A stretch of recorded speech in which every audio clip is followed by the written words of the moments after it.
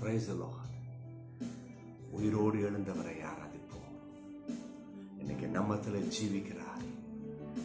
எல்லாரும் இருதயத்தை உயர்த்தி உம்மை ஆராதிப்பே என்று சொல்லுவோம். செத்த உங்க கிரியைகள் உயிர்ப்பிக்கப்படும். நம்பிக்கை உறுதிப்படுத்தப்படும். ஆமென்.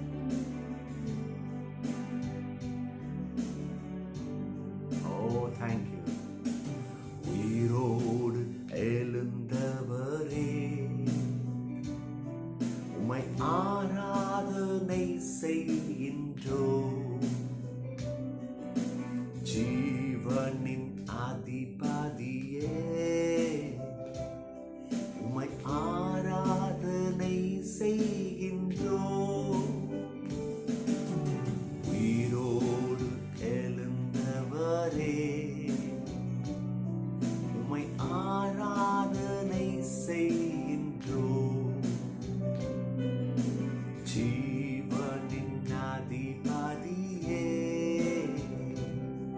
உம்மை ஆராதனை செய்கின்றோம். எல்லாம் சேர்ந்து அல்லேலூயா ஓசன்னா. ஆமென். அல்லேலூயா ஓசன்னா. Alleluia, Hosanna. Alleluia, Hosanna. Alleluia, Hosanna. Alleluia, Hosanna. Alleluia, Hosanna. Alleluia, Hosanna. தேவ மக்களே, மரணத்தை ஜெயித்தவர் நம்முடைய கர்த்தர்.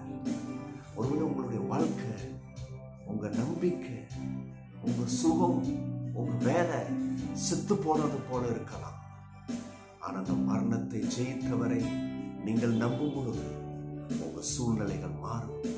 எந்த விஷயத்துல செத்து போய் கிடக்கிறீங்களோ, எந்த விஷயம் நடக்காத முடியாது என்று இருக்கிறதோ அதை கர்த்தர் உயிர்ப்பிப்பார். நீங்க வாழ்வீங்க, நீங்க சுகித்திருப்பீங்க.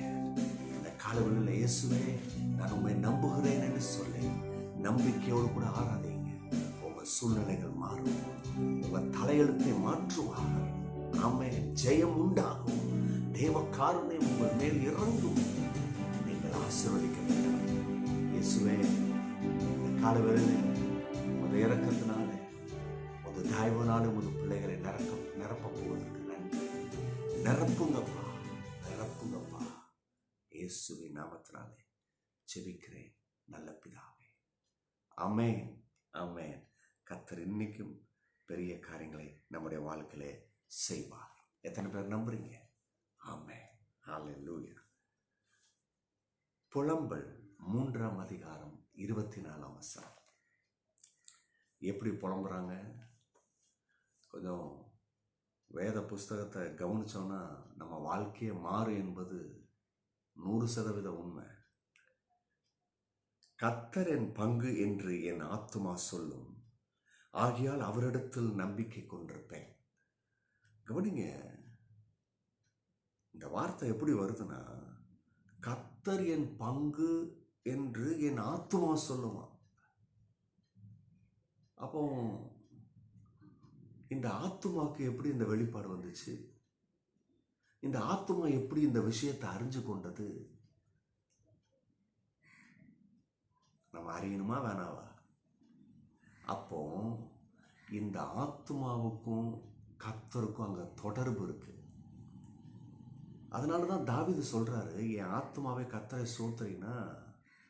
தாவீதுக்கு தெரிஞ்சிருக்கு, ஆத்துமாவே அவருடைய சமூகத்துல அமர்ந்திருக்கும் பொழுது எவ்வளோ பெரிய பேரானந்தம் இருந்தது, எவ்வளோ பெரிய நம்பிக்கை, எவ்வளோ அற்புதமான தேவ சமூகம், எப்படி கர்த்தர் பலப்படுத்தினாரு, எப்படி சகாயப்படுத்தினாரு.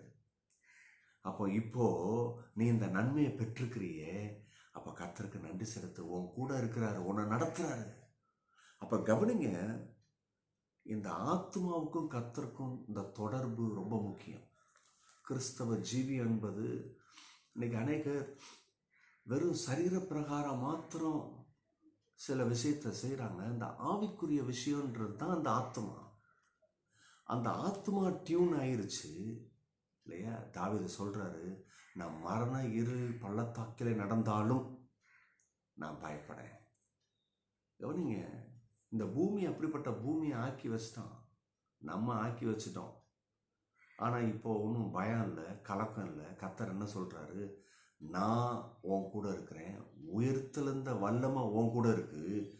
நீ அந்த வல்லமையோடு கூட நடக்கும் பொழுது, செயல்படும் பொழுது நீ ஜெயம் எடுப்ப. அதனால தான் சொல்கிறாரு, உலகத்தை மாற்றுறதை காட்டிலும் நான் உன் வாழ்க்கையை மாற்றுவது மூலம் நீ உலகத்தை ஜெயம் எடுக்க முடியும்.